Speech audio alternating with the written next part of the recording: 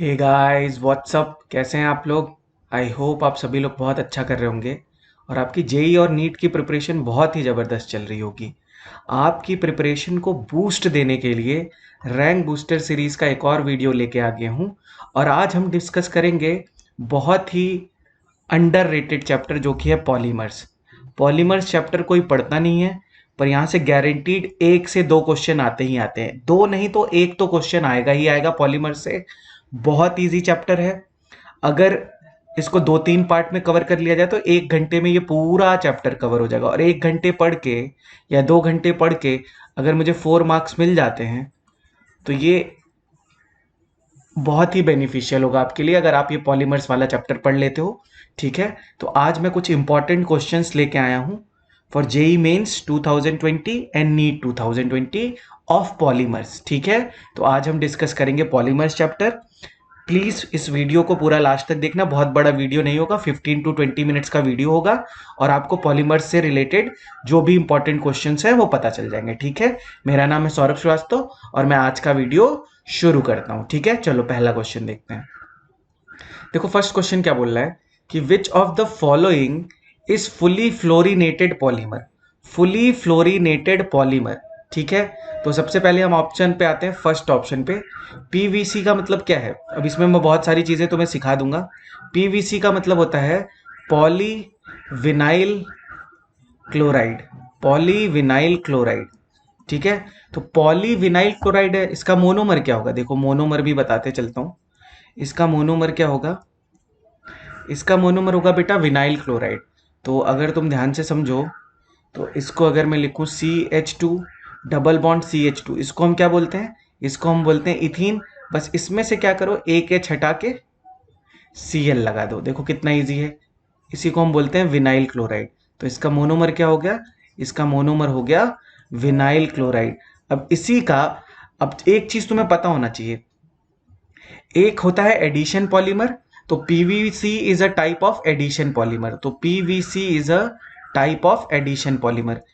कैसे मुझे पता कि ये एडिशन पॉलीमर है कि नहीं, हमेशा याद रखना एडिशन पॉलीमर कौन बनाते हैं, जिसमें भी बेटा डबल बॉन्ड प्रेजेंट हो, ट्रिपल बॉन्ड प्रेजेंट हो या दो डबल बॉन्ड प्रेजेंट हो, इसको हम बोलते हैं डाई ईन्स। इसको हम बोलते हैं आइन और इसको बोलते हैं हम इन। तो जब भी मेरे पास डबल बॉन्ड प्रेजेंट हो, ट्रिपल बॉन्ड प्रेजेंट हो या डाई इन प्रेजेंट हो, तो हमेशा कौन सा पॉलीमर का फॉर्मेशन होगा, हमेशा एडिशन पॉलीमर का फॉर्मेशन होगा। तो पीवीसी का फॉर्मूला कैसे लिखोगे, देखो मैं तुम्हें ट्रिक भी बता देता हूं। अगर इसके एन मॉलिक्यूल्स ले लूं तो तुम्हें कुछ नहीं करना है, इन दोनों पे ना फ्री रेडिकल बना लिया करो। ठीक है, इन दोनों पे फ्री रेडिकल बना लिया करो और इसको ऐसे दिखा दिया करो। यहाँ पे ऑब्वियसली फ्री रेडिकल आएगा तो ये आगे ऐसे अटैच हो जाएगा, ये बन जाएगा CH, ये बन जाएगा Cl और इसके एन मॉलिक्यूल्स हो जाएंगे। तो ये देखो फ्री रेडिकल पॉलीमराइजेशन से क्या हो गया, फ्री रेडिकल पॉलीमराइजेशन से पीवीसी का फॉर्मेशन हो गया। ठीक है, पहली चीज ये हो गई। इसी तरह बेटा तुम्हारा सेकेंड जो है, थायोकॉल जो होता है वो पॉलीसल्फाइड होता है और ये तुम्हारे कोर्स में भी नहीं है और इसके फॉर्मूले बहुत अजीब से होते हैं, पर एक चीज मैं बता देता हूं कि थायोकॉल जो होता है ये पॉलीसल्फाइड कंपोनेंट होता है। तो ऑब्वियस सी बात है ये तो अपना आंसर होगा नहीं, ये हो गया पॉलीसल्फाइड कंपाउंड। ठीक है, तो ये पॉलीसल्फाइड कंपाउंड होता है। सी पे आ जाओ, सी होता है तुम्हारा टेफ्लॉन। टेफ्लॉन क्या होता है बेटा, Teflon is also addition polymer. इसमें क्या होता है, तुम दोनों एच रिमूव करके यहाँ पे क्या लगा देते हो, CF2 ये होता है टेफ्लॉन का क्या, मोनोमर। तो टेफ्लॉन ही क्या है मेरा, टेफ्लॉन ही है, टेफ्लॉन ही है फुली फ्लोरिनेटेड पॉलीमर। तो ये हो गया मेरा टेफ्लॉन, हो गया इसका आंसर। अच्छा नियोप्रीन क्या होता है, एक मिनट में ऊपर से रब कर देता हूं, इसका स्क्रीनशॉट ले लेना तुम।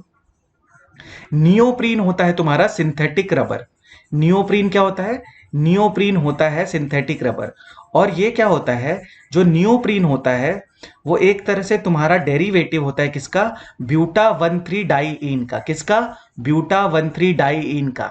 ठीक है, तो इस चीज को मैं लिख देता हूं कि नियोप्रीन इज, इसमें देखो इस वाले वीडियो में तुम्हें बहुत सारी चीजें समझ में आ जाएंगी। नियोप्रीन इज अ, अब ये नियोप्रीन क्या होता है, सिंथेटिक रबर होता है, सिंथेटिक रबर होता है, सिंथेटिक रबर होता है। और नियोप्रीन का जो मोनोमर होता है वो होता है क्लोरोप्रीन। अब याद कैसे रखोगे, ध्यान से देखना। सबसे पहले तुम बना लो ब्यूटा 1,3 डाइईन। ये क्या है तुम्हारा, ये है देखो 1 2 3 4।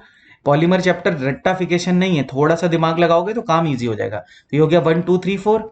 यहाँ पे सेकेंड पोजीशन पे क्लोरीन लगा दो, इसको हम बोलते हैं क्लोरोप्रीन। अब इसका चाहो तो तुम IUPAC नेम भी लिख सकते हो, इसको हम बोलते हैं क्लोरोप्रीन। अब जो क्लोरोप्रीन के हम पॉलीमराइजेशन करेंगे, मतलब N मॉलिक्यूल्स ले लेंगे, तो बन जाएगा क्या, ये देखो यहाँ पे ये डबल बॉन्ड आ जाएगा।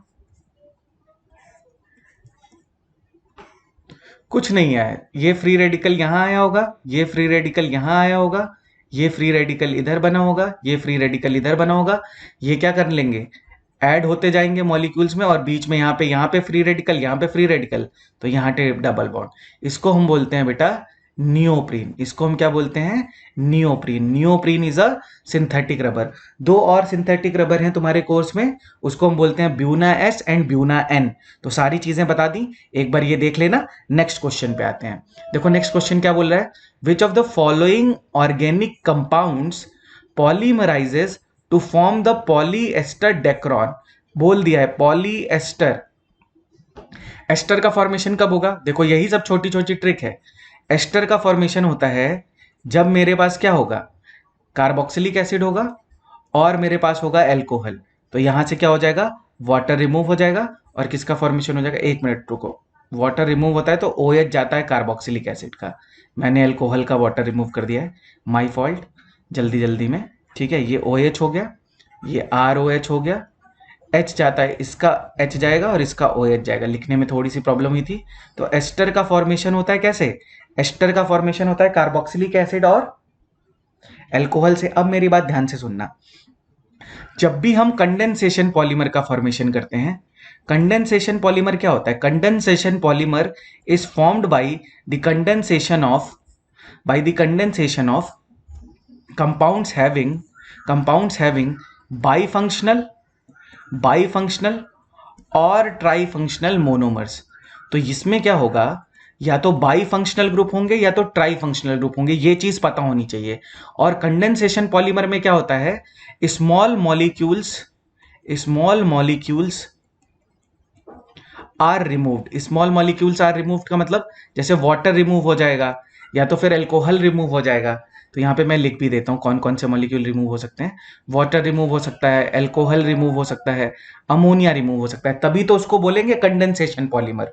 ठीक है, तो दो डिफरेंट बाई फंक्शनल ग्रुप का मतलब समझ रहे हो, जैसे मान लो यहाँ पे कोई CH2 है, बाई फंक्शनल का मतलब more than one functional group होने चाहिए, जैसे इसमें देखो दो फंक्शनल ग्रुप हैं।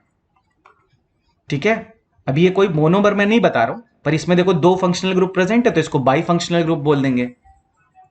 इसी तरह देखो ये देखो CH2OH, इसमें भी क्या है, ये भी बाई फंक्शनल ग्रुप है। तो हमेशा कंडेंसेशन पॉलीमर के लिए हमें क्या चाहिए, ऐसे मोनोमर्स चाहिए जिसमें बाई फंक्शनल या ट्राई फंक्शनल ग्रुप्स प्रेजेंट हो। ये बात सबको क्लियर होनी चाहिए। अब मैं आता हूं डेक्रॉन पे। पॉलीएस्टर बोला है, देखो पॉलीएस्टर बोला है, ये देखो ये फंक्शनल ग्रुप है, बिल्कुल सही है, ये पॉली फंक्शनल ग्रुप है, सही है। पर प्रोपाइलीन में डबल बॉन्ड है, ये तो गया। बेंजोइक एसिड में केवल एक COH है और ये इथेनॉल, ये भी गया। बेंजोइक एसिड ये भी गया, बचा एक ऑप्शन। तो अगर थोड़ा सा दिमाग लगाओगे तो सारे ऑप्शन देखने की जरूरत भी नहीं है। अब मैं आता हूं कि इसका एक्चुअल आंसर क्या है। इसका एक्चुअल आंसर है C।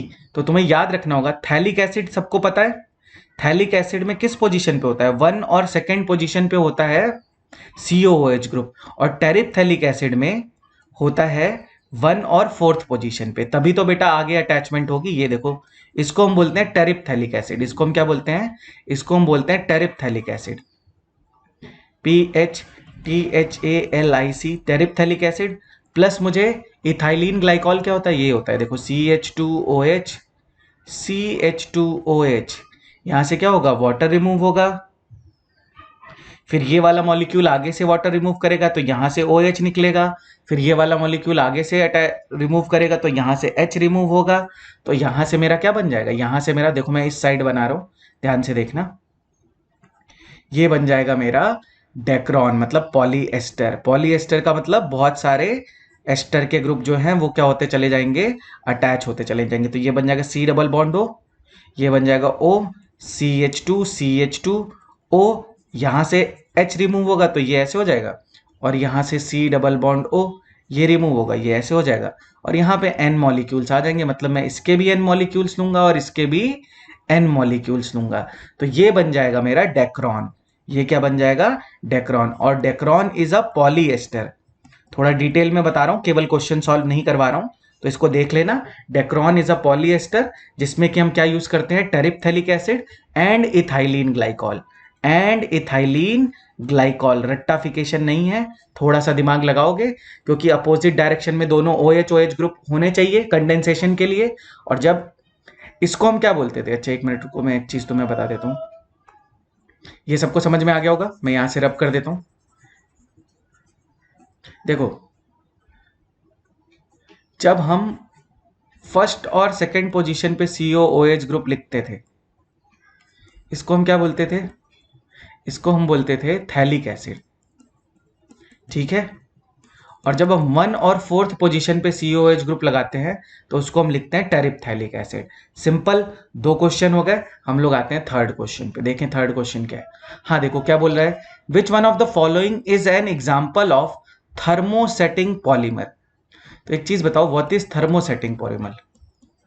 थर्मोसेटिंग पॉलीमर जो होते हैं, थर्मोसेटिंग पॉलीमर जो होते हैं वो होते हैं highly branched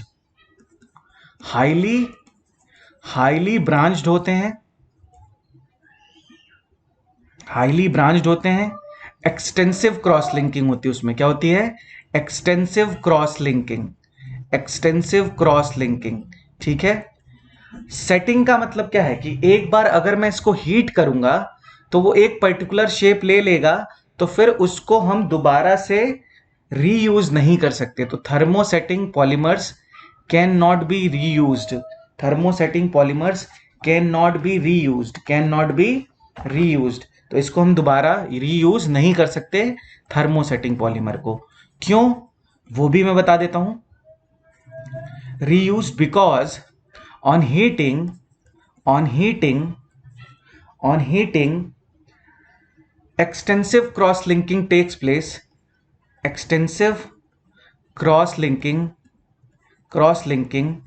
takes place and infusible mass is formed, and infusible का मतलब होता है बेटा जिसको हम दोबारा से मोल्ड ना कर सके। तो इनफ्यूजिबल, जिसको दोबारा से फ्यूज ना कर सके, मतलब मेल्ट करके दोबारा किसी शेप में ना डाल सके, उसको हम बोलते हैं इनफ्यूजिबल। तो अगर मैं थर्मोसेटिंग पॉलीमर्स को हीट करूंगा, जैसे तुमने देखा है कॉम्स जो होती हैं उसका वो जो बना होता है वो बेकेलाइट से बना होता है, तो वो होती है थर्मोसेटिंग पॉलीमर्स, ठीक है, वो होती है थर्मोसेटिंग पॉलीमर्स। तो थर्मोसेटिंग पॉलीमर्स में ऑब्वियस सी बात है कि हमारे कौन से एग्जाम्पल आएंगे? हमारे एग्जाम्पल आएंगे थर्मोसेटिंग पॉलीमर्स में urea formaldehyde resin, urea formaldehyde resin, formaldehyde resin. और दूसरा कौन सा एग्जांपल आएगा बेटा? एक तुमने पढ़ा होगा फिनॉल फॉर्मेल्डिहाइड रेजिन, उसी को हम आगे क्या बोलते हैं? बेकेलाइट बोलते हैं। तो bakelite is example of, bakelite is example of, bakelite is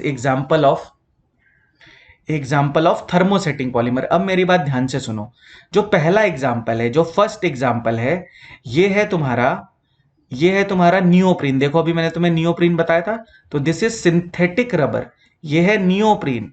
neoprene is synthetic rubber, और ये होता है इलास्टोमर्स। इलास्टोमर्स का मतलब क्या होता है कि इलास्टोमर्स जो होते हैं उनमें बहुत वीक फोर्स ऑफ अट्रैक्शन होता है। तो अगर मैं इसको स्ट्रेच करूंगा और फिर छोड़ दूंगा तो ये वापस अपनी किस में आ जाएगा? पोजीशन में आ जाएगा। इसी को हम बोलते हैं क्या?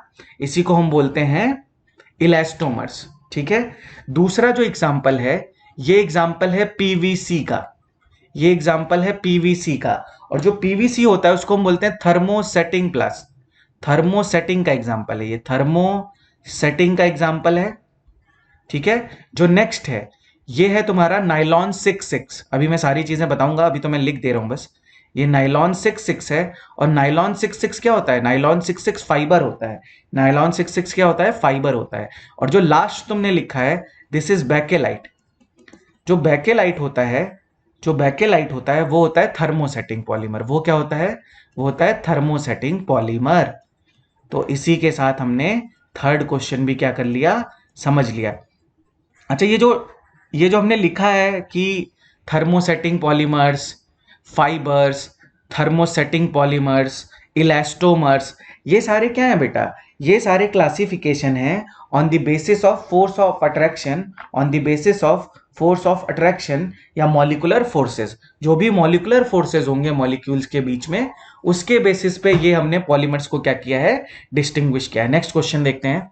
which of the following which of the no, sorry which is the monomer of neoprene in the following। अभी मैंने तुम्हें बताया था, सॉल्यूशन देखो।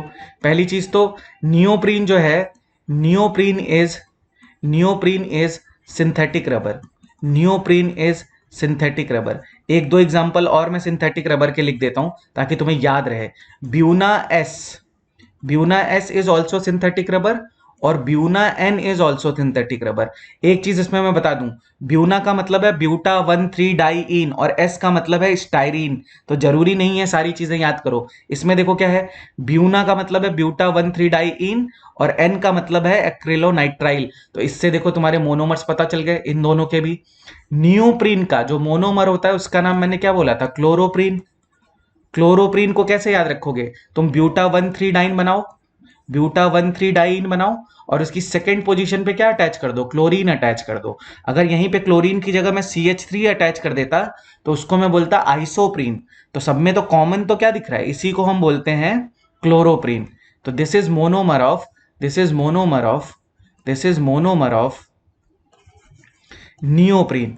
Neoprene, neoprene is synthetic rubber, neoprene is synthetic rubber. किसी को कोई प्रॉब्लम नहीं होनी चाहिए। चाहो तो तुम इसका IUPAC नेम भी लिख लो, 1 2 3 4। ठीक है, तो सेकंड पोजीशन पे chloro, 2 chloro, buta, buta 1,3 diene. तो ये तो बेटा कॉमन ही आएगा हर जगह, 2 क्लोरो। और अगर इसी तरह आइसोप्रीन जो नेचुरल लवर होता है, उसमें सेकंड पोजीशन पे कौन सा ग्रुप आ जाता है, उसमें सेकंड पोजीशन पे मिथाइल ग्रुप आ जाता है। तो देखो एक साथ मैंने तुमको बहुत सारी चीजें यहाँ पे कवर करा दी हैं। ठीक है, तो नेचुरल रबर जो होता है वो होता है linear polymer of isoprene. Isoprene क्या होता है, चलो मैं लिख देता हूं यार यहीं पे, इसको मैं रब कर रहा हूं, आइसोप्रीन यहीं पे बता देता हूं। आइसोप्रीन, इसी में देखो तुम्हारे रबर कवर हो गए। देखो ब्यूटा 1,3 डाइईन बना लो, ब्यूटा 1,3 डाइईन बना लो और इसकी फर्स्ट पोजीशन पे क्या लगा दो, CH3 ग्रुप लगा दो। इसी को हम बोलते हैं बेटा आइसोप्रीन। आइसोप्रीन, इसको हम क्या बोलते हैं, आइसोप्रीन। आइसोप्रीन, आइसोप्रीन से ही क्या बनता है हमारा, नेचुरल रबर। तो this is monomer of, this is monomer of, monomer of natural rubber. तो रबर से क्वेश्चन आते हैं, इसलिए मैं तुम्हें थोड़ा डिटेल में बता दिया। तो 4 टाइप के रबर हो गए, कौन कौन से, एक हो गया नेचुरल रबर जो बनेगा किससे, आइसोप्रीन से। नेचुरल रबर का मोनोमर क्या होगा, आइसोप्रीन। आइसोप्रीन में क्या याद रखने वाली बात है कि ब्यूटा 1,3 डाइईन में सेकेंड पोजीशन पे क्या लगा दो, CH3 ग्रुप लगा दो, इजी। इसी तरह नियोप्रीन क्या है, neoprene is a type of synthetic rubber. Synthetic rubber में इसका आइसोमर क्या होगा, क्लोरोप्रीन। इसमें क्या करेंगे, ब्यूटा 1,3, नाम में ही देखो क्या लिखा है, क्लोरोप्रीन। तो जहां पे आइसोप्रीन में क्या था, CH3 था, वहां पे क्लोरो ग्रुप लगा दो।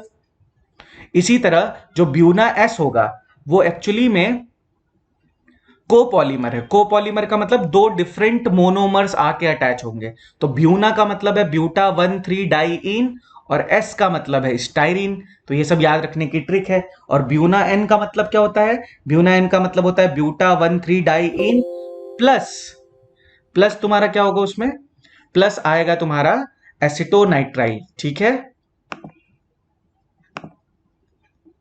ठीक है। तो 4 क्वेश्चन हमने कंप्लीट कर लिया। अब हम लोग आते हैं नेक्स्ट क्वेश्चन पे। नेक्स्ट क्वेश्चन देखते हैं क्या है।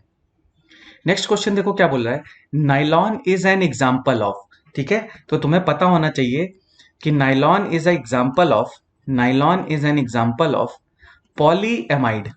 किसका, पॉलीएमाइड। अब मैं तुम्हें एक एग्जाम्पल भी दे देता हूं। जैसे देखो नाइलॉन 6,6 है ना। एक चीज और पता होनी चाहिए कि nylon 6,6 is a condensation polymer. क्या है, कंडेंसेशन पॉलीमर है। तो ऑब्वियस सी बात है, अगर कोई चीज कंडेंसेशन पॉलीमर है तो इसमें बाई फंक्शनल और ट्राई फंक्शनल मोनोमर्स होंगे। अब मैं जो ट्रिक बता रहा हूं वो बहुत ध्यान से सुनना। 6 का मतलब है कि जो पहला मोनोमर होगा उसमें भी 6 कार्बन होंगे, और जो दूसरा मोनोमर होगा उसमें भी क्या होंगे, 6 कार्बन होंगे। एमाइड का फॉर्मेशन कैसे होगा, देखो CH2 4 COOH COOH, ठीक है, प्लस C2H6 NH2 NH2। तुम्हें भी पता है कि एमाइड का फॉर्मेशन कैसे होता है, यहां से OH हटेगा, यहां से H हटेगा, और ये बन जाएगा क्या, एमाइड। इसी तरह यहां से OH हटेगा और यहां से H हटेगा, तो इसके N मॉलिक्यूल्स लूंगा और इसके N मॉलिक्यूल्स लूंगा, तो किसका फॉर्मेशन हो जाएगा, देखो CH2 4 C double bond O NH, देखो एमाइड लिंकेज आ गया, CH2 6 NH C double bond O, इसको हम बोलते हैं बेटा नायलॉन, नायलॉन 6 तो nylon 6 is a type of condensation polymer. Condensation polymer होता है ये तुम्हें याद रखना है, इसमें कोई भी प्रॉब्लम किसी को नहीं होनी चाहिए, ठीक है। नायलॉन 6 तो यहां पे देखो कितने कार्बन है, कैसे याद रखेंगे, 6 कार्बन है, तो देख लो 6 कार्बन है। यहां पे भी कितने कार्बन है, 6 कार्बन है। अब इसका चाहो तो तुम IUPAC नेम लिख सकते हो, कोई दिक्कत ही नहीं है, ठीक है। चलो आगे बढ़ते हैं। इसी तरह एक तुमने पढ़ा होगा नाइलॉन 6, नाइलॉन 6, अच्छा वो भी बता देता हूं, चलो यहीं पे बता देता हूं, ये नोट कर लेना। नाइलॉन 6 का जो पॉलीमर हो, जो मोनोमर होता है उसको हम बोलते हैं कैप्रोलैक्टम, उसको हम क्या बोलते हैं, कैप्रोलैक्टम। लैक्टम का मतलब पता है, लैक्टम का मतलब होता है, लैक्टम का मतलब होता है तुम्हारा साइक्लिक एमाइड। लैक्टम का मतलब ही होता है साइक्लिक एमाइड, तो कुछ भी याद करने की जरूरत नहीं है। लैक्टम का मतलब क्या होता है, साइक्लिक एमाइड। और कैप्रोइक एसिड पता है कितने, कैप्रोइक एसिड में कितने कार्बन होते हैं, 6 कार्बन होते हैं। तो ऑब्वियस सी बात है कि इसमें टोटल कितने कार्बन होंगे, नाम में भी क्या लिखा है, नाइलॉन 6, एक ही मोनोमर है इसमें, पर उसमें क्या होगा, 2 फंक्शनल ग्रुप प्रेजेंट होगा, तो टोटल कितने कार्बन होंगे, 6 कार्बन होंगे। तो तुम 6 कार्बन की पहले एक वो बना लो, तो जैसे मान लो CH2 CH2 CH2 CH2, कितने हो गए, 4 कार्बन हो गए, CH2 5 carbon, C double bond O, और CH2 से तुम्हारा NH, ये देखो ये तुम्हारा बन गया साइक्लिक एमाइड। और इसमें देखो कितने कार्बन है, 1 2 3 4 5 6, इसी को हम क्या बोलते हैं, इसको हम बोलते हैं कैप्रोलैक्टम। तो मैं बहुत डिटेल में बता रहा हूं। अब इसमें कुछ नहीं करना है, अगर तुम इसकी हाइड्रोलिसिस कर दोगे बेटा, ध्यान से देखना, अगर इसकी मैं हाइड्रोलिसिस कर दूं तो देखो यहां से ये वाला बॉन्ड ब्रेक होगा, इसको OH मिलेगा और इसको NH2 मिलेगा।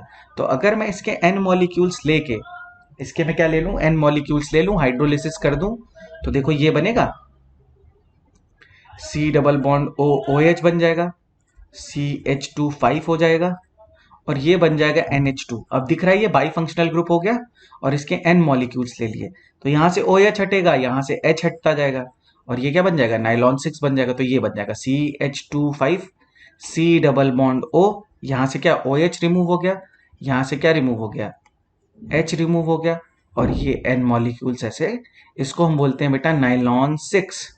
याद कुछ नहीं करना है, 6 का मतलब इसमें एक ही मोनोमर है जिसमें दोनों फंक्शनल ग्रुप प्रेजेंट हैं, और इसमें टोटल 6 कार्बन है। तो मैं याद नहीं करता हूं, नाइलॉन 6 ऐसे ही कर लेंगे। लैक्टम का मतलब होता है साइक्लिक एमाइड, तो कार्पोलैक्टम, कैप्रोलैक्टम का मतलब, कैप्रो का मतलब ही होता है 6 कार्बन, ठीक है। तो यहां से हमें याद रहेगा, ठीक है। यहां तक मैंने अपनी बात अपनी समझा दी, तो इसका आंसर होगा पॉलीएमाइड, ठीक है। नेक्स्ट क्वेश्चन पे आते हैं। देखो क्या बोला है, which one of the following is not a condensation polymer. Condensation polymer अभी मैंने तुम्हें बताया था, डेक्रॉन इज पॉलीएस्टर। मेलामाइन जो है, मेलामाइन भी अपना कंडेंसेशन पॉलीमर है, ये भी रेजिन होता है। Glyptal is condensation polymer. Glyptal क्या होता है, glyptal is also polyester, glyptal is also polyester. किससे मिलके बनता है, ग्लिप्टल बनता है। अच्छा चलो मैं थोड़ा सा तुम्हें बता ही देता हूं, ग्लिप्टल का फॉर्मेशन होता है, देखो ग्लिप्टल और डेक्रॉन, दोनों को याद रखने का तरीका है, दोनों ही क्या है, पॉलीएस्टर हैं। ये दोनों ही क्या है, ये दोनों ही पॉलीएस्टर हैं। और दोनों में एक चीज कॉमन होती है। क्या कॉमन होती है वो मैं बताता हूं, देखो कैसे याद रखेंगे। डेक्रोन में होता है टेरिप्थेलिक एसिड, तो थैलिक एसिड तो कॉमन ही आएगा। और ग्लिप्टर में होता है थैलिक एसिड। अब देखो कितना इजी हो गया, उसमें टेरिप्थेलिक एसिड, इसमें थैलिक एसिड ग्लिप्टल में। दूसरी चीज, यहां पे होता है इसका सेकेंड मोनोमर होता है plus ethylene glycol. Ethylene glycol, इसका भी सेकेंड जो मोनोमर होता है वो होता है इथाइलिन ग्लाइकॉल। बस इजी, ये दोनों पॉलीएस्टर हैं। मेलामाइन फॉर्मेल्डिहाइड रेजिन का फॉर्मेशन करता है, तो मेलामाइन फॉर्मेल्डिहाइड रेजिन का फॉर्मेशन होता है, वो भी एक कंडेंसेशन पॉलीमर है। पर तुम्हें पता है कि नियोप्रीन, नियोप्रीन में अगर तुम ध्यान से देखो, नियोप्रीन इज सिंथेटिक रबर, बता दिया है नियोप्रीन इज सिंथेटिक रबर, और उसमें प्रेजेंट होता है 1,3 डाइइन। तो जो सिंथेटिक रबर है, सिंथेटिक रबर है, तो ऑब्वियस सी बात है इसमें कौन सा पॉलीमराइजेशन होगा, इसमें होगा एडिशन पॉलीमराइजेशन। तो ये एडिशन पॉलीमर होता है नियोप्रीन। कैसे पता मुझे, अभी मैंने तुम्हें पीछे बताया है कि जिसमें भी double bond triple bond present होगा वो हमेशा एडिशन पॉलीमराइजेशन शो करेगा, ठीक है। तो neoprene is a addition polymer. Next question पे आते हैं। तो क्या बोला है, विच ऑफ द फॉलोइंग, हाँ देखो आ गया ना, of the following which one is classified as polyester polymer, ठीक है, पॉलीएस्टर। अभी मैंने बताया था तुम्हें कि नाइलॉन 6,6 पॉलीएमाइड हो गया, मेलामाइन और बेकेलाइट ये फॉर्मेल्डिहाइड, ये होता है फिनॉल फॉर्मेल्डिहाइड रेजिन, और मेलामाइन होता है मेलामाइन फॉर्मेल्डिहाइड रेजिन। जो टेरिलीन होता है, टेरिलीन को ही हम बोलते हैं टेरिलीन और डेक्रॉन, यही क्या होता है, इसी ये पॉलीएस्टर होता है। तो ये हो गया तुम्हारा polyester.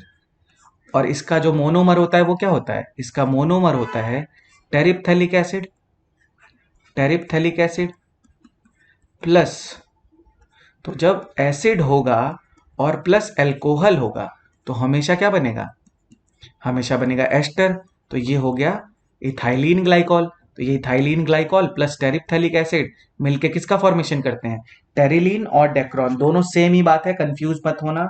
Dacron and terylene is same, Dacron and terylene is same, तो इसमें कोई प्रॉब्लम नहीं है, लिख दिया है मैंने, याद रखना। नेक्स्ट क्वेश्चन पे आते हैं। विच of the following structure represents neoprene polymer, अभी मैंने बताया था। तो ये देखो क्वेश्चन बहुत बार पूछा है और ये कॉमन ही एक तरह से। तो क्लोरोप्रीन क्या है, नियोप्रीन पॉलीमर का पूछा है कि कैसा स्ट्रक्चर होगा। तो पहले तुम क्लोरोप्रीन बना लो, CH2 C Cl double bond CH double bond CH2, यह है तुम्हारा क्लोरोप्रीन। जब इसके n मॉलिक्यूल्स लूंगा तो देखो यहाँ पे फ्री रेडिकल बनेगा, यहाँ पे फ्री रेडिकल बनेगा, यहाँ पे फ्री रेडिकल बनेगा, यहाँ पे फ्री रेडिकल बनेगा। ये फ्री रेडिकल आगे अटैच हो जाएगा, ये फ्री रेडिकल आगे अटैच हो जाएगा, इन दोनों के बीच में डबल बॉन्ड बन जाएगा। तो ये बन जाएगा CH2, ये आगे अटैच हो गया, ये बन गया C double bond CH Cl CH2, ये आगे अटैच हो जाएगा, और इसके n मॉलिक्यूल्स, इसी को हम बोलते हैं नियोप्रीन, इसी को हम क्या बोलते हैं, नियोप्रीन। और ये जो हमने मोनोमर बनाया था इसको हम बोलते हैं क्लोरोप्रीन। तो नियोप्रीन क्लोरोप्रीन से रिलेटेड बहुत सारे क्वेश्चन मुझे दिख रहे हैं, ये आ सकते हैं, इसको याद रखना। तो ये हो गया फर्स्ट ऑप्शन, ठीक है। अच्छा ये देखो, ये है तुम्हारा, इस स्ट्रक्चर को अगर देखो तो इसको हम बोलते हैं बेटा पॉलीस्टाइरीन। पॉलीस्टाइरीन, स्टाइरीन क्या होता है, देखो ये होता है स्टाइरीन।